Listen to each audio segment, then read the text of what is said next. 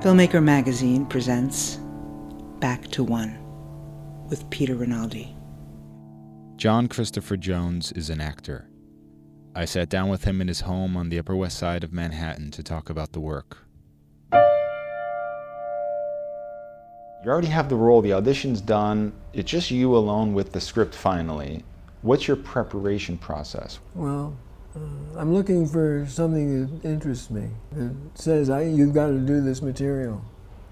And not every play you're offered does that, but enough that you are offered do. And there have been, I could probably name 10 plays that I've had to do them. I felt that I had to do them. One of them was Don DeLillo's first play. He's an American novelist, called The Day Room. Michael Blakemore was directing. There were Broadway producers that had a Broadway venue for it, but Manhattan Theater Club decided they wanted to produce it, so it was cheaper for them to have them do it and then move it. And that was a play that I wanted desperately to be in. I had an audition on a Wednesday, and I called up my agent Friday and said, "How did it go?" He says, "I don't think you're going to be called back." I said, "Don't think, does that mean there's a chance?" He said, "No, there's no chance." I said, "But I've got to be in this place." He said, "Chris, you read for 2 parts, and because each actor plays a different part in Act 2 than he does in Act 1, you read for 4 parts. They're not interested." I said, "But I've got to be in this material. I love this play. Call the casting people and say I'd like to read for another 2 parts." He said, "It's Friday afternoon. The callbacks are Monday morning. I don't even know if the casting people are in their office." I said, "Well, I've never asked for anything. I really want this." So the casting people called back and said, "We'll reach Michael Blakemore over the weekend and let you know, probably by Sunday, if you can come in Monday morning." So they called me on Sunday and said, "You can come in Monday morning." And from the Wednesday to the Monday when I originally gone in to read, the Monday when I was called back, I dropped 5 pounds. I got a haircut, I shaved, I wore a 3-piece suit, I went in totally different, and I read for 2 more parts.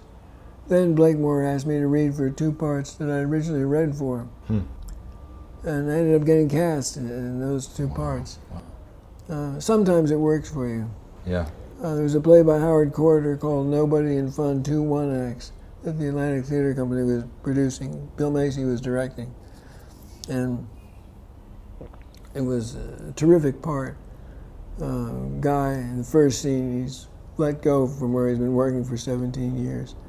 And in the second scene, he's in his bathrobe watching reruns of I Dream of Jeannie on the television at 2:30 in the afternoon. He has a mini breakdown. And I loved that. So I went in and read for it. And they said, "Wait for us while we talk about you." And then they talked about me for a while. And they came out and said, "We'd like you to come back and read for the bartender." And I said, "I don't want to read for the bartender, I want to read for the lead. I want to do the lead." They said, "Well, we've cast the guy who plays your son, and he's sort of older than 17, so it's not going to work." So I was at home, and I'd never done this before, but I called up Macy. I didn't know him. I got his number from the phone book, and I said, "You're an actor, you should understand. There are parts that you kill for. This is one of those parts. And I'd really like to do it. Now, you have somebody else in mind, obviously, but sometimes you can't get them, or sometimes you get them and it turns out you didn't want them really. I just know that I really want to play this part." So the weekend before the Tuesday the rehearsal started, I got a call to come in and read for that part again, the lead, and I get it. Wow. And it turns out to be a terrific role. There's an anecdote that goes along with it. There are times in my career when I've read reviews and times when I haven't. And this was a time when I didn't want to read reviews. So I let the cast know that in no uncertain terms, I didn't want anybody to quote me a review from the play. And my dressing room mate said, "Have you seen the Village Voice review?" I said, "No, and I don't want it." He said, "I've got it right here. It's great for you. It's great for the play." I said, I don't want to read it. There's always some damn adjective near your name that makes you crazy. Yeah. And so he convinced me to read it. I read it. The pudgy John Christopher Jones is harrowing as the... But where did you get the guts to fight for those parts that you... Well, it's just the strength of the writing. No, but that's why you like it. But where did you get those balls, is basically what I'm saying. Well, I was desperate. I had to be this material. Enough to almost make a fool of yourself. Because yeah. I just can imagine like that Well, is very risky. It doesn't always work. Yeah. I remember there was a play, this is my Parkinson's is rearing its ugly head. Mm-hmm. My medication wears off and I go to a different place. Mm-hmm. So those two stories they're success stories. Well, because, not only they're success because my stories. passion for the material translated into getting the job. Right. But it didn't work when there was a play called La Bête by David Hurson. The lead character is La Bête, the Beast. There's an Molière type acting troupe that the Prince has got as his players. He's discovered them when they were poor, stealing chickens from farmhouses to subsist. And he's made them his own players. They live at the court, they dine on the court's food. The National Endowment of the Arts of the day has taken care of them. And he finds out that he's dissatisfied with them after about 5 years. He thinks they're getting stale. So he wants to juice them up by getting another player to add to their company that'll shake things up. So he finds this actor who is an egomaniac, who is a solo performer, who he wants to join the troupe, and the leader of the troupe wants nothing to do with him. I asked my agent if I could read for the lead. They said they're only going to get stars to consider it. And I said, this part will make whoever does it a star. And they said, no. I said, well, how about this? What if I go in and read for the cover of the standby for the lead? Mm-hmm. Then so that happened, and I thought I'll blow them away. Mm-hmm. And the character has a half-hour monologue, basically, of I'm in diameter rhyme couplets. And it's just a great part. I don't know how I do it. I just do. These epigrams, they come to me as dew collects upon a budding daffodil. A curse, a blessing, call it what you will. It's mine to bear, this genius of the word. Did I say genius? I think it's absurd when people call you that. Don't you agree? To us, it comes like breath, so naturally. It seems like sorcery to those below. I say that telling phrase from Cicero, De bonum est, dis bonum est. Oh, shit. Well, anyway, you get the gist of it. I do love Latin. Does it show? It's true. I'm something of a scholar in it, too. I've read them all. Yes, even I'm impressed. From Cicero to, you know, all the rest, whom I can quote in full without abatement, but I digress. So it's great material. Yeah. I loved it. But so I gave the director, who was English, a letter explaining why I wanted to do it, and that I'd worked with many English stars, Tom Courtenay, Derek Jacobi, Helen Mirren. So if he wanted to check up on me, he could, but I didn't get it. So I called my agent when I found out that Ron Silver was going to be doing the part. I said, when he's fired, I want you to have it in place that I take over. What are you talking about, Chris? He'll be fired. What do you mean? He's Tony Ward. I said I would work with him in Hurlyburly. He has no discipline. He won't be able to learn it. He's an improviser. He can't, he won't, get it ready so that I take over. So in Boston, he lasted 1.5 or 2 performances in previews. Oh my God. And then they separated. And the guy who covered for him, Tom McGowan, got nominated for a Tony that year. And I went to see the production and was not a great fan of what the director had done with it. But a couple of years later, I got to do it in Atlanta. So I did it, and I did something I'd never done before. I learned the entire part before rehearsal start. Wow. And they thought I was pretty something. It's in rhyme couplets, and one of the exchanges is a character, a woman, an actress in the company who only says words that rhyme with shoe or blue, you.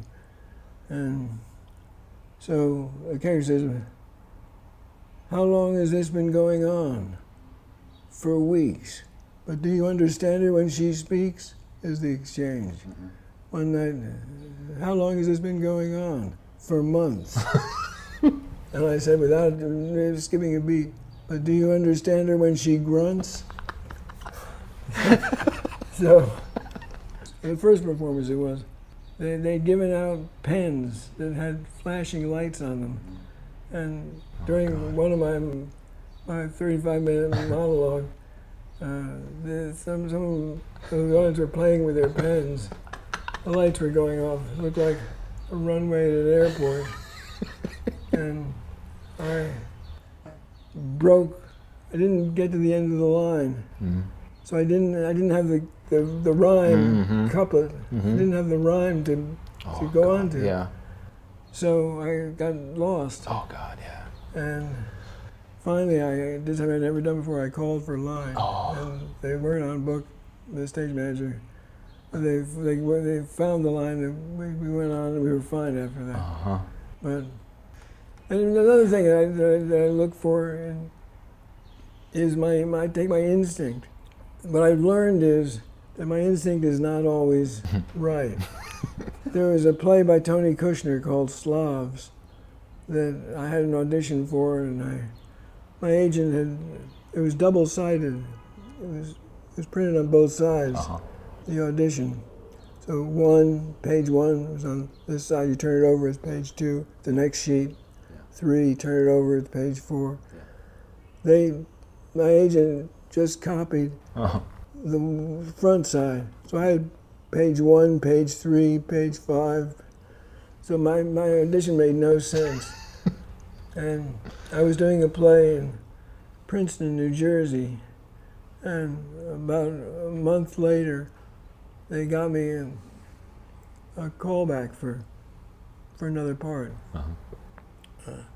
And I read the material on the train going home to New York City on Sunday night after the Sunday evening show. And I couldn't make head nor tail of it. It didn't make any sense to me. I didn't know how to say any of the lines. So I called up my agent, who I guess she just got the secretary. I said, we have to cancel. She said, why? I said, because I don't understand. That's no excuse. The agent spent a lot of time trying to get you this audition. They spent a lot of time on the phone. You can't just not show up. I said, but I'll be bad. They said, be bad, that's all right. So I went early, and I said to the director, Lisa Peterson, I don't think I'm quite right for this. She said, you're not, but I just wanted to see what you do with it. You're a terrific actor. And then I was early, and they were going out to lunch, so I had to wait an hour and a half before I did my audition, and I did it. And afterwards, there was silence, stone silence. And I thought, boy, I really, they don't know what to say, it's so bad. Yeah. And then somebody broke the silence with, "I've never heard that speech before." And I realized, no, they liked it. I'm sunk. Wow. So I called up an actress friend of mine, Barbara Annie Young, who had done the play Slavs in Louisville, I think. And I said, "Is this a good play?" She said, "Yes." So I called up Lisa Peterson, and it sounds like I call up directors all the time. I don't. But I said, "I have to confess, this material does not speak to me. I don't get it. Mm-hmm. I don't know how to say one line. If you want to take responsibility for my performance, I'll accept the role. Otherwise, I should turn it down. You should get somebody." And it turned out to be a wonderful experience. Wow. So my instinct was wrong. But how did you wrap your arms around it anyway, though? I don't understand that. Like, how did you work when you didn't understand it? Why was it wonderful? Well, it's a bit of a mystery. We had a rehearsal before we opened, where we each read a different role than the one we were cast in. And it was just magical. There was an actor by the name of Joe Wiseman, who was the original Dr. No in the first Bond movie. Uh-huh. And he was, I believe, in the group theater. He was a pilot with Marlon Brando. He was in that. He was in The Detective Story with Kirk Douglas. He was in his 80s, I think, late 70s or early 80s, and he couldn't remember the lines very well. He had a long speech, about 3 pages, and he was always working on it. And I felt sorry for him that he couldn't remember the lines anymore. You know, he'd go up a little bit. You know, he wasn't a nightmare. I worked with Philip Bosco, and Bosco was crazy with the lines. He would say anything. Sometimes he would just say nonsense syllables. If the line was, "The ship of state is foundering on the rocks," he might say, "The ship is sinking on the rock, smashing of lightning storm." So he once had a line in 12 Angry Men. "What? I'm competitive." That was his line. Yeah. Someone gives him a look and goes, "What? I'm competitive." One night he said, "I'm an American. I believe in justice and freedom." He was a great guy. What fed it in the beginning?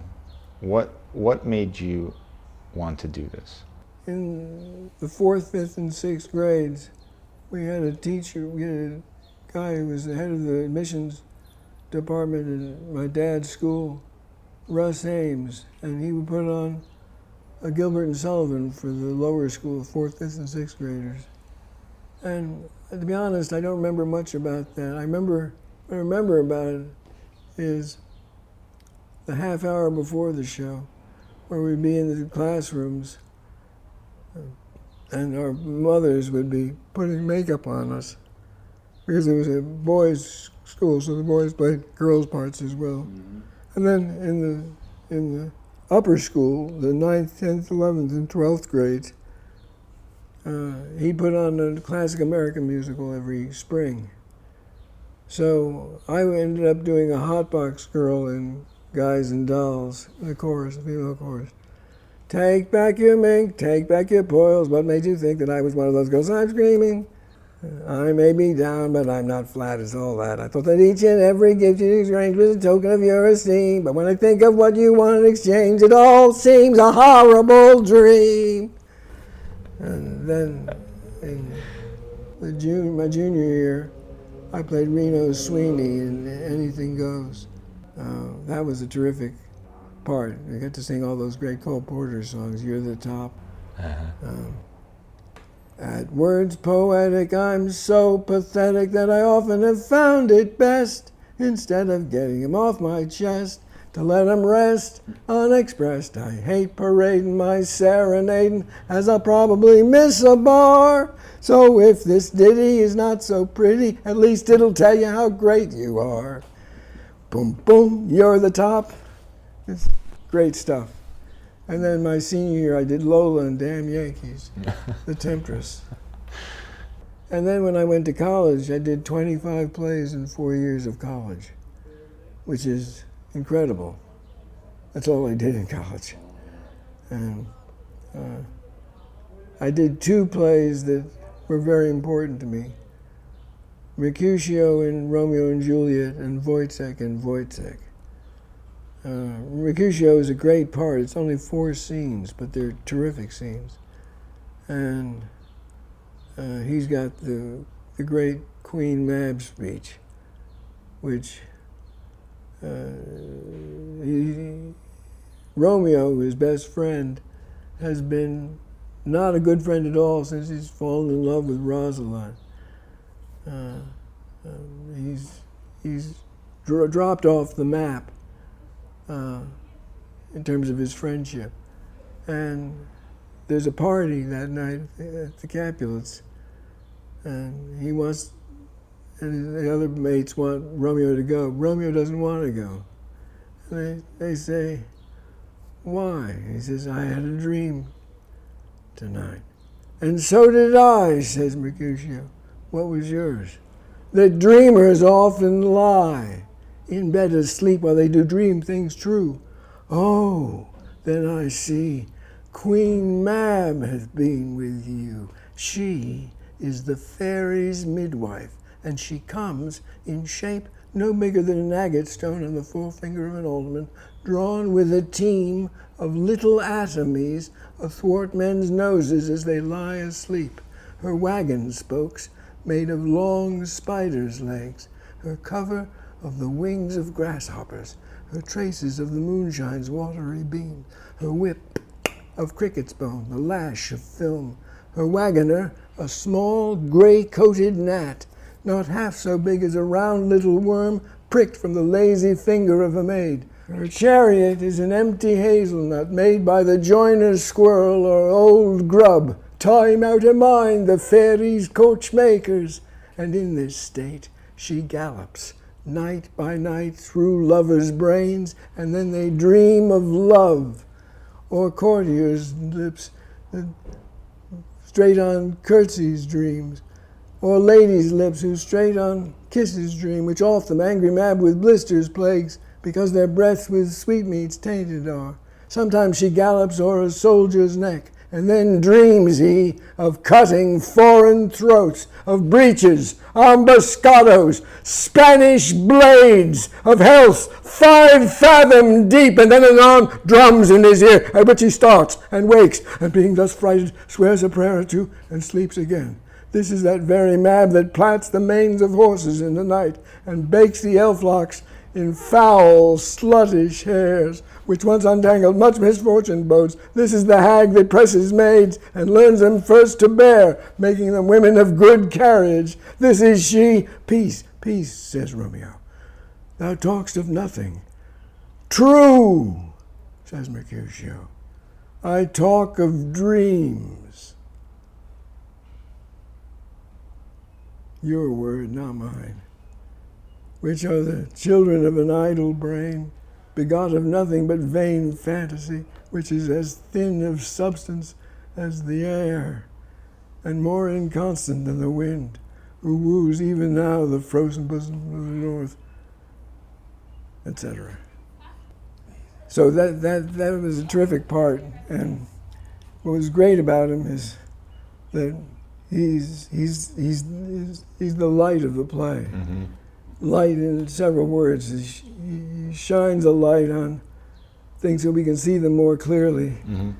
And he's the humor. When he goes, when he dies, the play becomes a tragedy. Mm-hmm. Mm-hmm. So that was my initiation to Shakespeare, and it was terrific.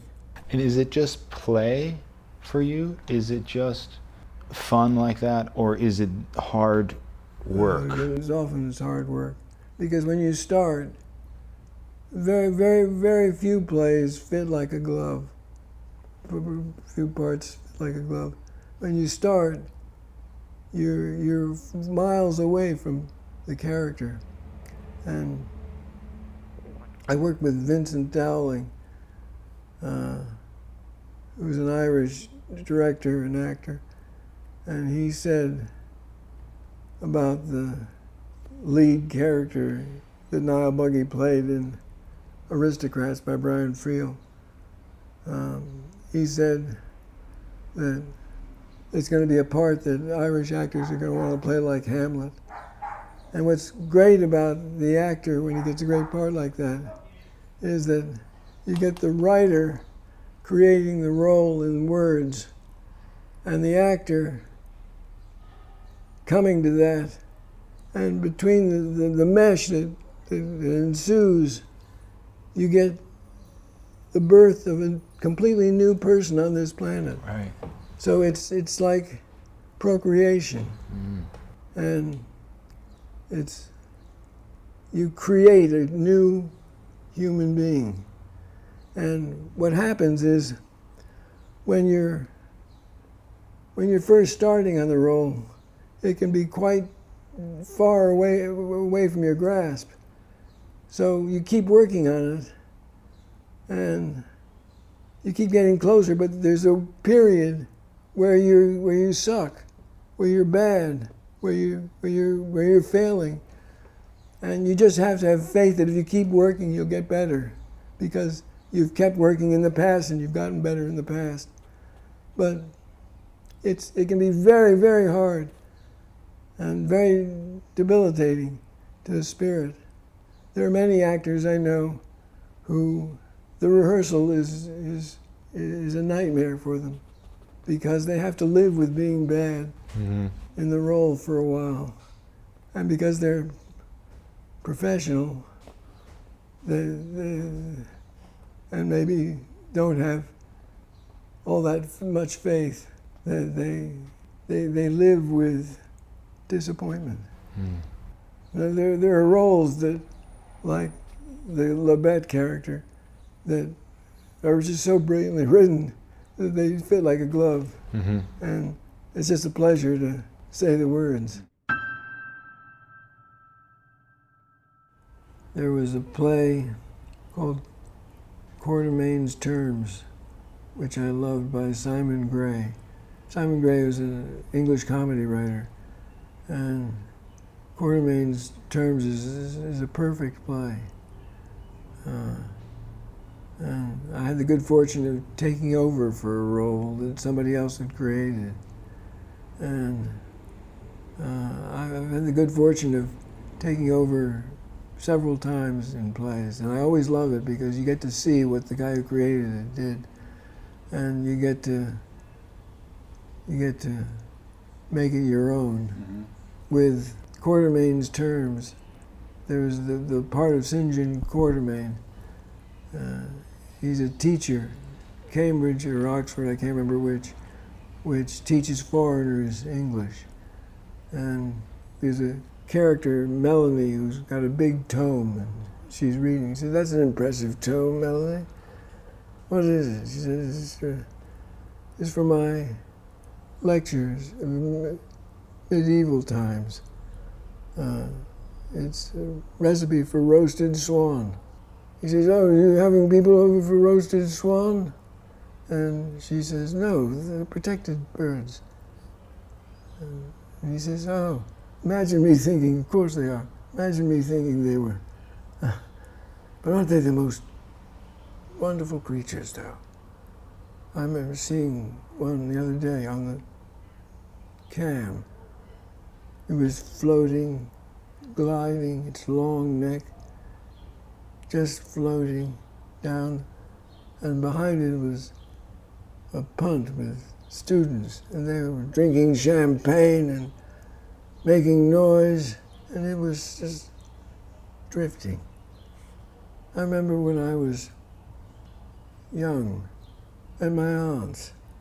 She had a pond, and there'd be a dozen or so of them. And there they'd be with their great wings, beating. I remember listening to them at night. It could be rather frightening, even after one knew what it was. And then the next morning, there they'd be, just drifting, their long necks twining. I wonder what happened to them. I wonder where they go. And Melanie says, sorry, St. John, I have a lot of work to do. And she says, of course. Simon Gray is one of my favorite writers. My first Broadway show was his play, Otherwise Engaged, with Tom Courtney. And it was directed by Harold Pinter. So it was a big deal. And Tom had an interesting way of working, rehearsing. He'd do a line, and then he'd do it again, and then he'd do it again. So you have to wait for him to do 3 variations. And he had a line, oh. And he'd go, oh. And then he'd do it again, oh.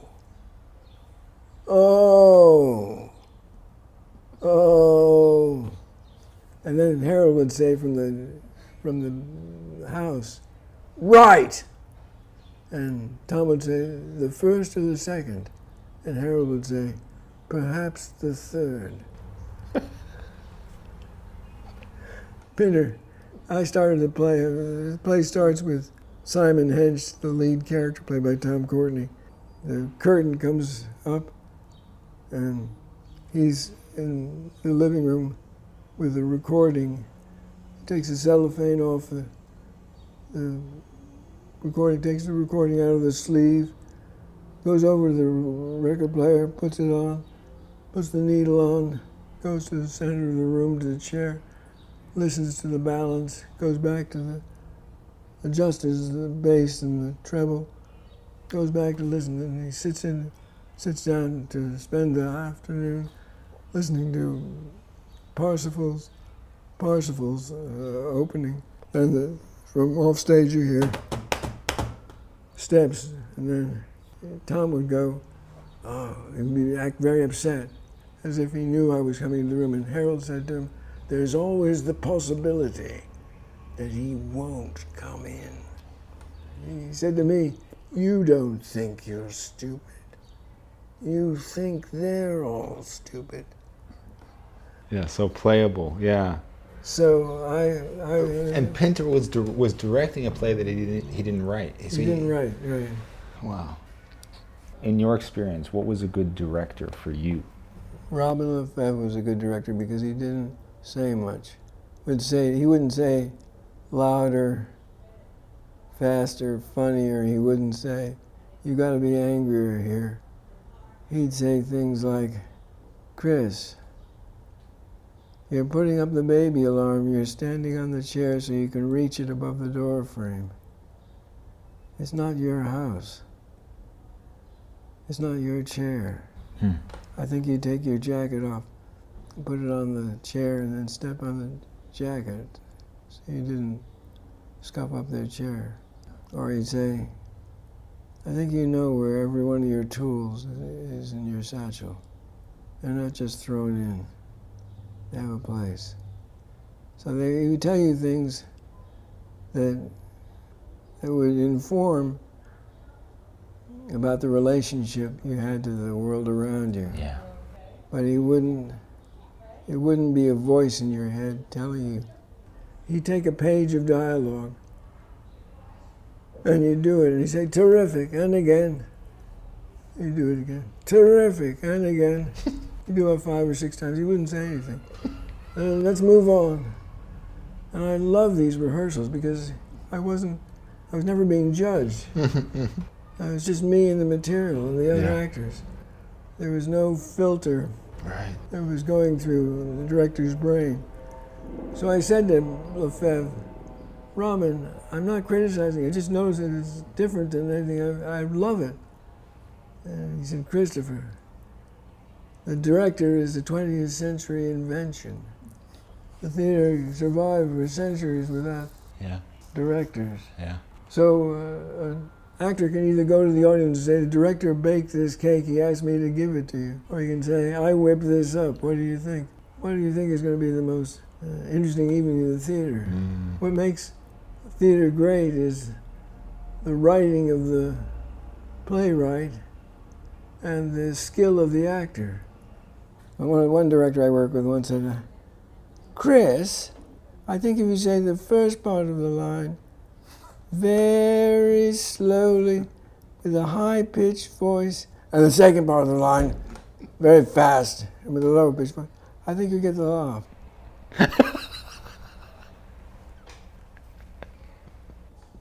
I worked with one monster, Brian Bedford, a Canadian actor, who was pathological in his determination that nobody on stage but him would get laughs. We had a gal named Helen Carey who got exit applause on one of her speeches. As she left the door, went out the door, she got exited around and from the audience. She didn't ever got it again because he started speaking before she finished her line. And yeah, it's in my memoir, but I talk about him in a note session saying to the director, Joe Dowling, Joe had a thought. It made me no good. You tell me, you're the arbiter on that one, I'm sure.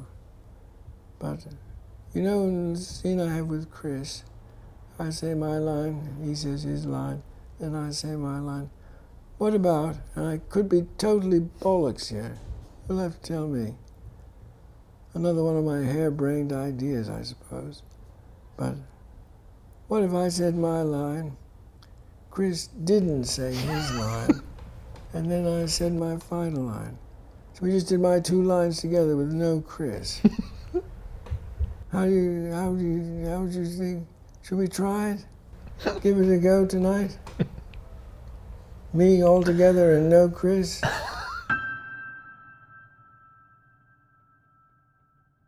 You were reading me some of your memoir, Yeah. and I was just relishing in the words you were using, and it just felt like it was written by somebody, a lover of words, and it seemed like it comes easy to you writing. I don't know, it feels like that. Well, that's what I respond to as an actor in the written word of pieces that I perform. I respond to the quality of the writing. So it's sort of, I love to use words. Like, for example, I have a section of the memoir where I talk about being fired as a 10-year-old or 11-year-old at summer camp in a cabin production of Christopher Columbus. I was cast as Columbus, probably because my name is Christopher. But after 3 days, I was fired because I didn't learn the lines. I hadn't known that learning lines was part of the process of being an actor. And then I cut to years later being fired professionally by Joe Papp of the Public Theater in a production of Alice in Wonderland starring Meryl Streep, a musical directed by and written by Liz Swados. I talk about Liz Swados coming up to me and saying, "What's wrong?" And I said, "I've got a cold." She said, "Bullshit. That's not it. What do you see? What's going on?" I said, "You want the truth?" She said, "Yes." And I find your rehearsals to be the most boring, deadening to my spirit of anything I've ever experienced. They're joyless. We all sit around in a circle and you plonk out 3 or 4 notes of a song you haven't written yet. And this has gone on for 3 days. She said, "Well, is it going to change? Are you going to continue to be miserable?" I said, "Yes, it's going to change." "What makes you think that?" "Well, sooner or later you're going to have to do the dialogue. And then I'll be in my element. You can't open the musical without the book scenes." And she said, "Well, we'll give it a week. You're on notice." It was a short week. It was 4 days. And I was fired along with Olympia Dukakis and John Heffernan. And I was so happy to be fired from it. About a month afterwards, I called up one of my pals from the Alice Company. And I got her a machine. Hello, this is Mary Louise Wilson. I'm not in right now. If you care to leave your name, number, and a telephone message, I'll get back to you in a timely manner. You have about 15 seconds before you hear the beep where you can leave your message. To fill that time, I would just like to say that Elizabeth Swados is the only person on this planet about whom I can joyfully say, I wish she were dead. Beep! So, for example, in that bit of my memoir, are you going to continue to be miserable? Miserable is a colorful word. Yeah.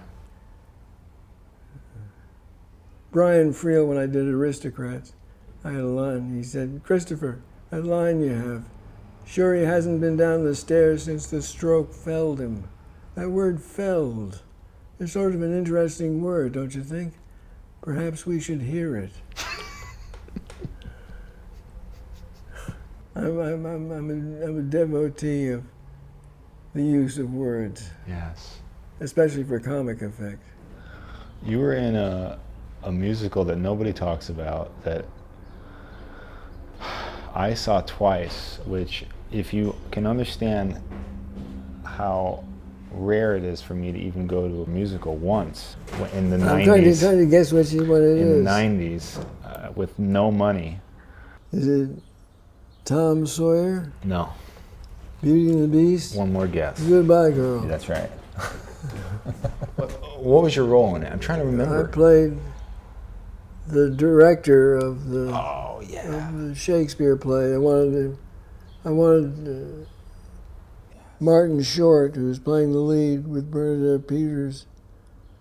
I wanted Martin Short's character to play him as a homosexual. That's right. That's right. And I had decided that what I wanted to do with the character, the director, they wanted him to be an academic. And I thought it would be good if he was one of the Eastern Europeans. So when I learned the 6 lines of lyric that I had in the song, I told the pianist my idea, who thought it was terrific, was to play him as one of the Eastern Europeans. Oh, John, I love what you're doing. You're a wonderful actor. Give me more. Your brain, it's on a hinge. It opens to the ethers. I love what you're doing. You're fired. So that's the kind of guy I wanted to do. Yeah. And he thought it was hilarious, so he told the casting director. The casting director called me up and said, don't do that at the audition. These guys have no imagination. Play it straight. So I played it straight. 3 weeks into rehearsal, Neil Simon says, with the director, Gene Sachs, he said, we were worried about the gay backlash, so don't make him, can you make him more butch?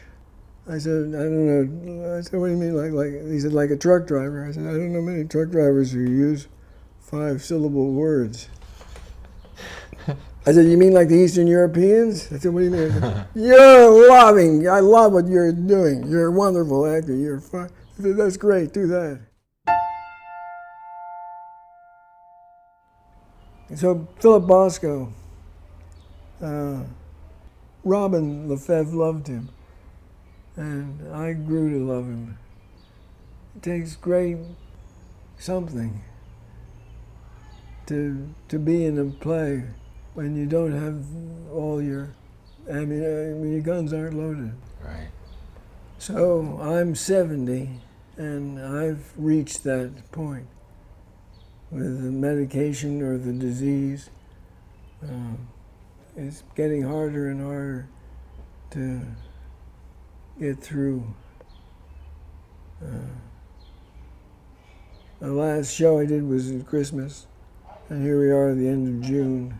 Mm-hmm. And the last show I did was I had a hard time with the lines. Mm-hmm. So I have other projects that I'm working on that relate to acting. One of them is translations of Chekov plays that I think are great, that I've done. And what makes them great, I think, is that they're written by an actor. Yeah. And I don't let anything go. I don't sign off on any line until I feel I would like to say that as an actor on stage. Mm-hmm. So, in a sense, I tell people, well, just as Parkinson's is telling me, you're not going to act in any more plays. In a sense, when I write them and do the translations, I get to play all the parts. Yeah. And I'm working on a memoir, and it's slow going because my medication allows me to type at the computer only a few hours a day. Mm-hmm. And it's very slow going. Mm-hmm.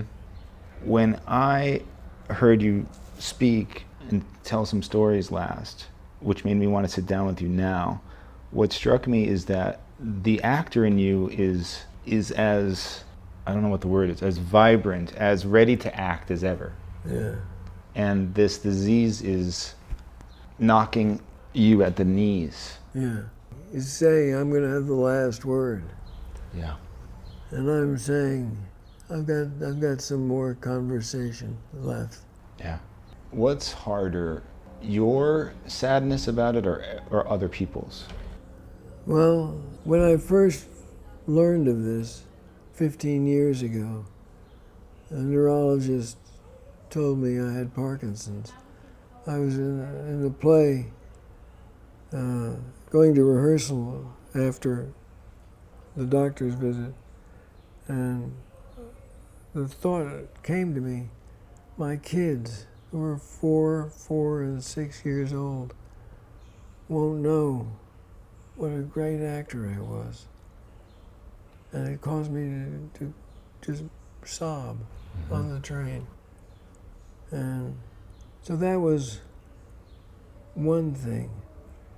The disease has let me work as an actor for 13 of those 15 years, pretty successfully. It hasn't been a great sadness. It's just I'm old before my time. I don't feel cheated. I feel pretty lucky to have had the good fortune to do great parts and to continue to do them as I get older. Mm-hmm. I often meet people on the street who recognize me and say, I love everything you do, you're so good. And it makes me feel terrific. Yeah. John Christopher Jones. I can go on for days talking to you. Thank you so much for this. Thank you, Peter. Back to One is a production of Filmmaker Magazine, which is a publication of IFP, the Independent Filmmaker Project. From Brian Friel's Aristocrats. He was by no means a skillful tennis player, Father, but oh my goodness, he was very consistent and very determined. Alice and I would be over there, and he would be here. And before he served, he always went through a long ritual of placing his toe precisely on the edge of the line, moving it and adjusting it for about 20 seconds until he had it exactly where he wanted it, as if the whole game depended on the exact placing of his toe. Well, of course, this always sent Alice and me into fits of secret giggling, so that when he finally did serve the ball, we were never able to return it. And so he thought he was a much better player than he really was. Yes, wonderful, wasn't it? Oh, but God help you if he caught you laughing.